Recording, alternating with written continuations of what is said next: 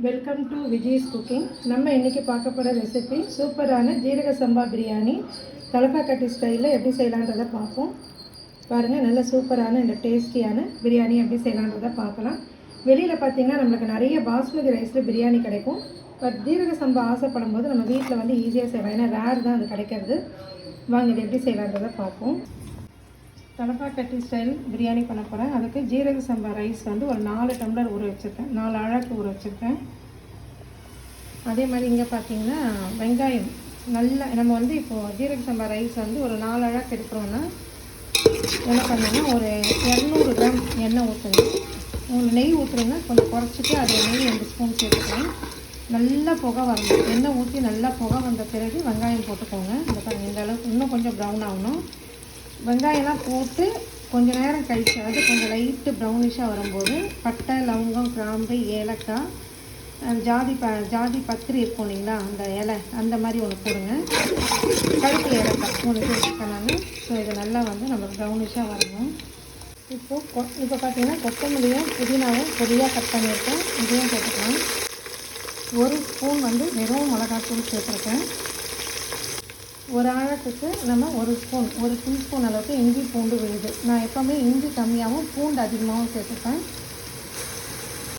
இப்போ இதுலேயும் பார்த்தீங்கன்னா கொஞ்சம் இஞ்சி, பூண்டு, புதினா, கொத்தமல்லி போட்டு ஒரே ஒரு பச்சை மிளகாய் போட்டு அரைச்சி வச்சுருக்கேன். இந்த மாதிரி சேர்த்துக்கோங்க. நம்மளுக்கு வந்து இந்த தலப்பாக்கட்டிக்குன்னு ஒரு கலர் இருக்குது. இந்த ஜீரக சம்பா பிரியாணி பண்ணும்போது அந்த கலர் வந்து இந்த மாதிரி சேர்த்து இருக்குது. நல்ல கலராக வரும். இப்போ இது நல்லா பச்சை வாசனை போட்டு எண்ணெய் வரணும். நல்லா வதக்கிக்கலாம். இப்போ ஒரு குழிக்கரண்டி அளவுக்கு நான் தயிர் சேர்த்துக்கிறேன். 2 குழிக்கரண்டி தான் நீங்கள் சேர்த்துக்கலாம். நல்லா சாஃப்டாக இருக்கும். நம்ம சிக்கன் வந்து நல்லா சாஃப்டாக இருக்கும். இப்போது ஒரு பெரிய தக்காளி வச்சு நம்ம கட் பண்ணி சேர்த்துக்கலாம். இதையும் நல்லா வதக்கிக்கலாம். இப்போ 2 டேபிள் ஸ்பூன் அளவுக்கு உப்பு சேர்த்துட்டு நம்ம வேணும்னா தூள் உப்பு சேர்த்துக்கலாம், பத்தலைன்னா. இப்போ 3/4 கிலோ சிக்கன் வந்து நான் எடுத்து வச்சுருக்கேன். நல்லா வாஷ் பண்ணிட்டேன். சேர்த்து நல்லா நம்மளுக்கு வந்து போனி வந்து அடுப்பில் செய்கிற மாதிரி நல்லா புகை வரணும். அப்போ உங்களுக்கு அந்த இந்த பிரியாணி டேஸ்ட் வந்து நம்ம ஹோட்டல்ஸில் சாப்பிட்ற மாதிரி ஒரு டேஸ்ட் கிடைக்கும். நல்லா புகை வர மாதிரி நம்ம சமைக்கணும்.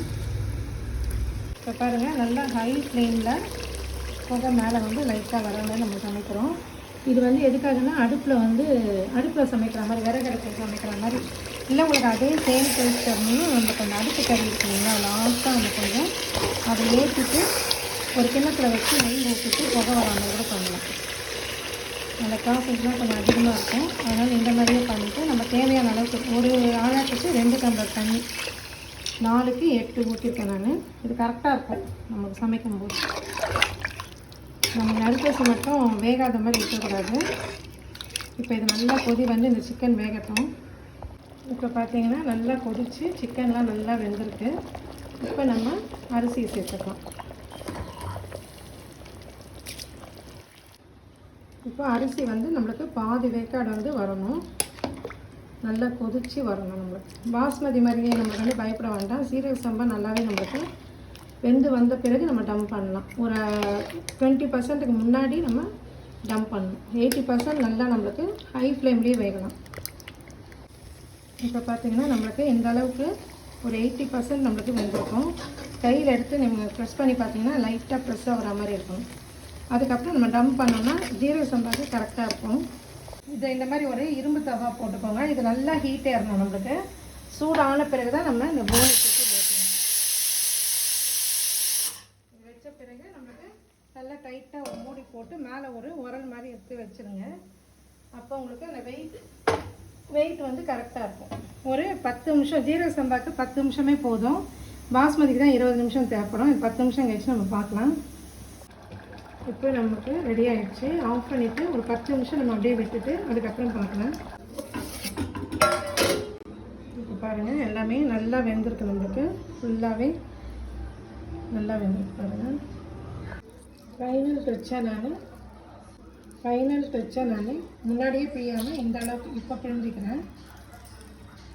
சும்மா ஒரு அரை மூடி புளிப்புக்காக நான் சேர்த்துக்கிறேன். வெயிலுக்காக இல்லைங்களா, அப்புறம் நம்ம புளிப்பும் சேர்த்துக்கலாம். பாருங்கள், நம்முடைய பிரியாணி சூப்பராக ரெடியாக இருக்குது. நல்லா பலப்பலன்னு சூப்பரான ஜீரக சம்பா பிரியாணி. கண்டிப்பாக நீங்களும் ட்ரை பண்ணுங்கள். நம்ம அடுத்த வீடியோவில் பார்ப்போம். தேங்க்ஸ் ஃபார் வாட்சிங்.